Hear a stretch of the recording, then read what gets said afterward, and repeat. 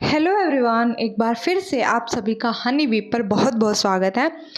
Video अच्छा लगे तो वीडियो को लाइक कर देना, वीडियो को शेयर कर देना और चैनल को सब्सक्राइब कर लो यार सारे जने। फिर एक थोड़ा सा तगड़े वाला मोटिवेशन मिल जाता है। जब भी मेरा एक सब्सक्राइबर बढ़ता है ना, उससे मेरे को सच में अलग ही लेवल की खुशी होती है। तो चलिए अब बात करते हैं हम सबा की लव स्टोरी की, जो उसका लास्ट टू लास्ट व्लॉग आया था उसके ऊपर बात करेंगे। मेरा अभी 3 दिन से कोई भी रिव्यू नहीं आया था, सॉरी उसके लिए। तो भाई पता नहीं बाकियों ने क्या रिएक्शन दिया होगा, मेरे को टाइम नहीं लगा सुनने का, नहीं तो मैं सुनती हूँ। एक मैंने किसी को दी वो रखा है, मेरे को सच में उनका बहुत अच्छा लगता है, मैं सुनती हूँ उनका, पर नहीं हो पाया। तो चलिए मैं अपनी बात कर लेती हूँ कि मेरे को क्या लगा। कि मैंने जब टाइमिंग देखा ना, घड़ी में 10 बजे, और वो उनको मार्केट में भेज रही थी बच्चों को। सबसे पहली बात, आप रोज़ मंगवाने के लिए रेड रोज़, अब आप में से जितने भी आप पॉडकास्ट सुन रहे होंगे, कोई बच्चा तो होगा नहीं, है ना। कितने परसेंट लोगों को लगता है कि यही सबसे बड़ी बेवकूफ़ी थी इस लोग की, कि आप बच्चों से रेड रोज़ मंगवा रही हो। उनको भी पता है इतने तो वो छोटे बच्चे हैं नहीं, और आजकल तो बच्चे बच्चे रहे ही नहीं है ना। उम्र से पहले बच्चे बड़े हो रहे हैं, है ना, क्योंकि उनके हाथ में मोबाइल है, गैजेट है 100 प्रकार के, और इतनी ज़्यादा सोशली हम उनको इन्वॉल्व कर देते हैं ना हर चीज़ में, कि वो वक्त से पहले बड़े हो रहे हैं, है ना, वक्त से पहले हर चीज़ सीख रहे हैं। बल्कि उनको आजकल हम रोक रहे हैं कि भाई हर चीज़ की सही उम्र होती है, उस उम्र में ही वो चीज़ की जाए, ज़्यादा अच्छा लगता है।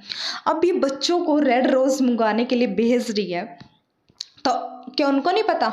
हाँ, या वो इतने मासूम है? शर्म नहीं आ रही यार? सोच के देखो, आप बड़ी सिस्टर हो यार, मेरी तो हिम्मत ही ना हो किसी से ये भी कहने की भी ऐसे रोज़ ले आओ। चलो एक दो हो फिर भी हम थोड़ा सा कह देते हैं कि एक रोज़ ले आना, मेरे को उसको देना। पर जिस तरीके से आपने वो रोज़ मंगवाए हैं इतने बड़े पॉलिथीन, मुझसे तो पता ही है यार, है ना। तो मेरे को वही चीज़ अच्छी नहीं लगी।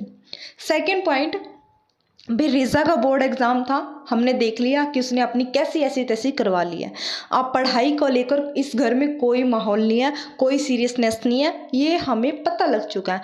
आपके घर में सीरियसनेस होती है ये फालतू के दिन सेलिब्रेट करने के लिए। सोच के देखो, रिज़ा रेहान किसी गवर्नमेंट जॉब में, या वैसे भी गवर्नमेंट जॉब छोड़ो, कहीं अच्छी जगह सेट हो जाए, अपना करियर बना ले अपने दम पर, अब पढ़ लिख कर, वो दिन सेलिब्रेट करना ज़्यादा खुशी की बात होगी, ये फालतू के दिन। सोच के देखो।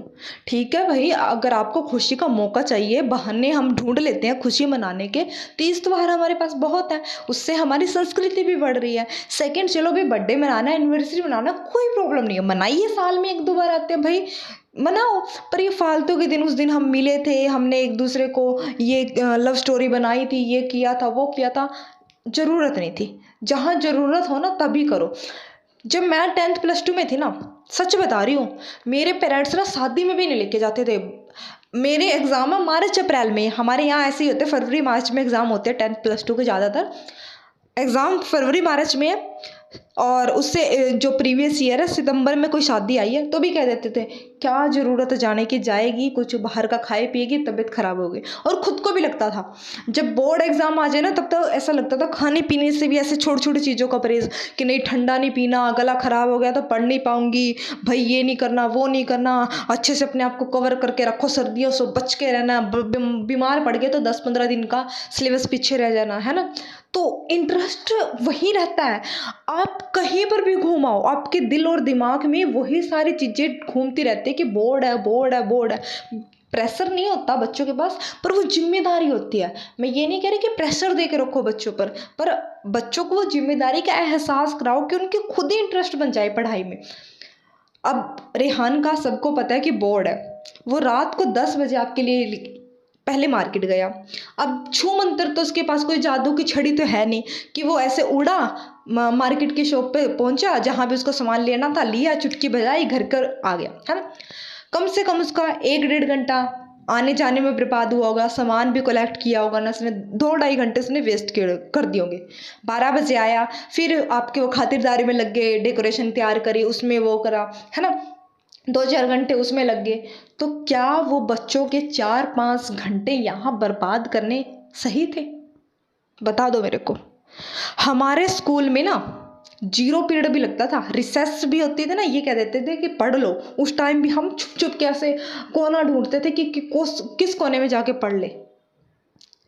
स्कूलों में ना प्रे का जब बोर्ड एग्जाम आते हैं ना सर पर, जो प्रे वाला टाइम होता है ना, उसको भी 0 पीरियड बना के पढ़ा देते हैं कि नहीं ये ज़्यादा ज़रूरी है, ताकि एकदम बच्चा बर्डन ना ले। और बोर्ड एग्ज़ाम ऐसी चीज़ है कि अगर आप रट्टा मार के फिर वो जनवरी फरवरी में फटाफट सिलेबस कवर करोगे ना, और एग्ज़ाम तो क्या पता वो क्लियर कर पाए, पर एक बेस होता है ना, धीरे धीरे हर चीज़ हम समझते हैं क्लासरूम में, घर आके उसकी प्रैक्टिस करते हैं, वो लाइफ टाइम याद रहती है। और जब किसी कॉम्पिटिशन एग्ज़ाम में बैठोगे ना, फिर वही याद आएगा कि मेरा बेस कमज़ोर रह गया, मेरा बेस नहीं स्ट्रॉन्ग हुआ। आई नो टॉपिक थोड़ा हटके हो गया, पढ़ाई पर ज़्यादा हो गया सबक की व्लॉग के बजाय, पर मैं पता नहीं मुझे अजीब सा लगा जब मैंने व्लॉग देखा कि था में इनके, और ये रात को 10-10 12-12 बजे घूम रहे हैं, फिर रहे हैं, और वो क्या दिखा रहे हैं बच्चों को। दोनों हस्बैंड वाइफ वहाँ बेड पे लेट रहे हैं, वहाँ सामने कृष्णा है, दोनों बच्चे हैं, और वो अपनी स्टोरियाँ बता रहे हैं। क्या बच्चों को स्टोरी बतानी चाहिए? वैसे तो आप कहते हो कि हमने उनको ये कह दिया कि कमेंट ना पढ़ो, कमेंट ना पढ़े, पर आप वहाँ पर उस पोजीशन में लेटे हो बेड, और वो बच्चे खड़े हैं और हिजाबी ना मैडम के सामने ऐसे पड़ी है। क्या वो अच्छा था? क्या ये आपके जो मुस्लिम ऑडियंस है, आपके मज़हब के नाम पर, आपके धर्म के नाम पर उसने आपको थप्पड़ नहीं मारा जड़ के अच्छे से? जो वो डेली डेली आपके बालों को दिखा रही है, क्या वो मजाक नहीं है धर्म का? सच में यार, मेरा कई बार मन करता है, ये मैं यूट्यूब की गाइडलाइंस होती है जो, और थोड़ा सा सेंसिटिव नहीं मुद्दे पर होना चाहती कि मेरा चैनल ब्लॉक ना हो जाए या स्ट्राइक ना आ जाए। मेरा मन करता है, क्लिप मैंने ना इंस्टाग्राम से देखी थी कि एक लेडीज़ थी और उसने हिजाब डाला हुआ था और चेस्ट दिख रही थी उसकी, तो वहाँ पर आया क्रॉस का निशान कि ये हिजाब नहीं है। फिर वो मुंह खुला था और वो उसने ऐसे खोल के सबके सामने जूस पीना शुरू कर दिया मार्केट में। तो उसका हस्बैंड ने ऐसे आंखें दिखाई, तो उसने कहा नहीं ये हिजाब नहीं है, पहनो तो अच्छे से पहनो वरना मत पहनो। है फिर वो प्रॉपर हिजाब दिखाया कि हिजाब जो है अच्छे से पूरा कवर करो, अपनी चेस्ट को कवर करो, बालों को कवर करो, मुंह को कवर करो, और अबाया भी अच्छे से पहनो, लूज पहनो, ताकि कोई भी पार्ट आपका इतना विजिबल नहीं हो कि उसकी शेप जो है दूसरे को दिखे, कोई भी नया महरम को दिखे। मेरी अकॉर्डिंग तो यही हिजाब का मतलब है, जितना मैंने देखा है वीडियो के थ्रू या जितना मैंने पढ़ा है गूगल से, जहाँ भी मैंने सर्च किया। क्या ये पोजीशन वहाँ ठीक थी? क्या ये आपके मज़हब के नाम पर थप्पड़ नहीं है?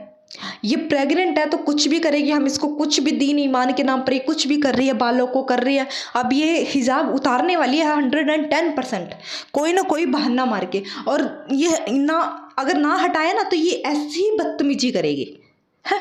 तो क्या आपको ये मंजूर है?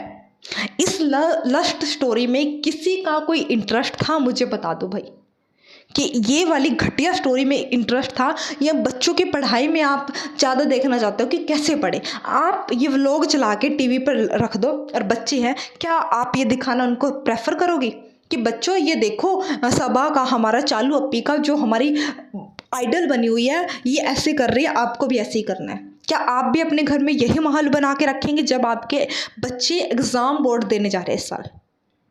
या अगर आप चालू अप्पी को वहाँ कमेंट में बोलो कि अच्छी चीज़ों को दिखाए, अच्छी चीज़ों को फोकस करें, हमें लव स्टोरी सुनने में कोई इंटरेस्ट नहीं है। और ये इसी साल क्यों आया? पिछले साल तो आपने याद नहीं किया, बल्कि फर्स्ट तो सारी चीज़ें नहीं होती है ना, पहली बार था आपका, पहली बार करते, इसी साल क्यों?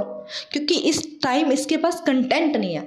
ये प्रेग्नेंट है, बाहर ही जा नहीं रही है, क्योंकि अपने आप को बहुत ज़्यादा ये कैरी करके चल रही है कि कुछ भी गड़बड़ ना हो, कि बाहर जाऊँ स्ट्रेस हो जाए, हेल्थ ख़राब हो जाए, तो ये बाहर जा नहीं रही। अब बाहर नहीं जाएगी, इसका कंटेंट मेन क्या था? शॉपिंग शॉपिंग शॉपिंग, खाना पीना बाहर का। अब वो कर नहीं रही है, ये घर पर क्या ही दिखा देगी, कोई इसके पास स्किल है नहीं। रिजा इसके लिए रात को गोलगप्पे बना रही, कभी कुछ करे। भाई प्रेग्नेंट है तो बीमार थोड़ी है, अपनी माँ को क्या है, अपने घर चली जा सास के पास, वो भी खुश होएगी बहू की सेवा करते हुए। वहाँ जा आराम से रह, बिल्कुल ही फ्री हो जाएगी, तो तेरे को कोई काम ही नहीं करना पड़ेगा। बच्चों को तो छोड़ दे यार, सच में अगर मैं सोच रही हूँ यूट्यूब इतनी सारी गाइडलाइंस लगा रहा है, एक और लगा दे बस, भले ही यार ये पैसे वाला ख़त्म कर दे, सच में कह रही हूँ भाई, ये जो मोनेटाइज होता है ये ख़त्म करके ये कह दे कि भाई जो भी यूट्यूबर का जो भी बड़ा कंटेंट है बच्चों से काम नहीं करवाएगा, कम से कम इसी बहाने इन बच्चों का शोषण होना बंद हो जाएगा। है तो बच्ची ही वो काम कर रही है आगे आगे और आप महारानी की तरह अपनी स्टोरियां सुना रहे हो। कितना जाहिलपना दिखा रखा है इसने अपनी चैनल पर, और लोग इसको देवी का भगवान का पता नहीं क्या क्या बना के बैठे हुए हैं। यार आपको आइडल बनाना है, हमारी आर्मी ऑफिसर को बनाइए, हमारे लिए जो लड़ रहे हैं, अपनी जान देने, मतलब एक सेकंड नहीं लगते उनको सोचने के लिए भी, उनको बनाइए ना अपना आइडल। उनके साथ हाथ मिलाइए, जब वो दिखते हैं आपको कहीं पर भी, उनके साथ फोटो क्लिक क्यों नहीं होती आपकी? क्या है यार इसमें? कोई स्किल है इसमें? खाना बनाने की, कोई घर का काम करने की, घर संवारने की, सास से प्यार करने की, सास के पास जाने की हिम्मत हो, भाई भाभी से प्यार दिखाने की, कुछ तो हो यार। या अपनी लस्ट स्टोरी दिखा दिखा कर जो आपको, यानी फिर ऑडियंस को भी यही मसाला चाहिए, यानी ऑडियंस की मेंटलिटी भी इसी प्रकार की है। फिर उनको हम अकेली को क्यों ही दोष दे? यानी हम देख रहे हैं तभी तो नीचे लिखा हुआ है सबने कि आप प्रेग्नेंट हो, ग्लो आ रहा है फेस पे, ये आ रहा है, वो आ रहा है, फलाने आ रहा है, ढिमकाना, आने दो भाई। वो पजल कर रही है और आप पजल हो रहे हो, आप उसको बोल लो यार अच्छा कंटेंट दिखाई। क्या था ये भाई? ये व्लॉग बनाना था, बहुत दिनों के बाद हो गया था रिव्यू बनाना, पर अभी मेरा सच में ऐसा मूड हो गया कि क्या ही बोलूँ मैं इसके ऊपर। टाइम वेस्ट लग रहा है मेरे को सच में अभी, कि क्या ही है, इनको सुधरना नहीं है। और मैं कोई समाज सेवा करने के तो बैठी नहीं हूँ, मैं तो अपना यूट्यूब चैनल खोला था कि भाई मेरे को भी थोड़ा सा अर्न हो जाएगा, वही उस मकसद से मैंने खोला था। कोई मैं झूठ नहीं बोलूँगी यहाँ पर कि चलो मैं कहीं ना कहीं से, ऐसा होता ना कि पढ़ने वाले बच्चों को कहीं ना कहीं से थोड़ा अरेंजमेंट हो जाए, इस वजह से खोला था। पर मैंने को लगता है कि नहीं, अब मैं ठीक बना रही हूँ, 2-3 दिन में अगर काम हो रहा है। बनाओ जब आपको लगे कि बहुत ही ज़्यादा एक्स्ट्रा ऑर्डिनरी गलत दिख रहा है अब, और ये नहीं होना चाहिए था, क्योंकि अच्छी खासी ऑडियंस है, डेली 1 मिलियन व्यू आ रहे हैं इसके हर वीडियो पर। और बड़ा मुश्किल है यार, हमारे पे एक के आने में 3-3 4-4 दिन लग रहे हैं, और सब्सक्राइब तो हो ही नहीं रही हैं। तो अगर इतने अच्छे अमाउंट में है तो कुछ पॉजिटिव फैलाओ सोसाइटी में, ताकि लोग उससे इम्प्रेस होकर पढ़ाई की तरफ फोकस करें, व्लॉगिंग की तरफ ना। और व्लॉगिंग भी हो तो अच्छे लेवल की, कोई अच्छा लेवल का कंटेंट हो। यही था मेरा कहना आज के लिए।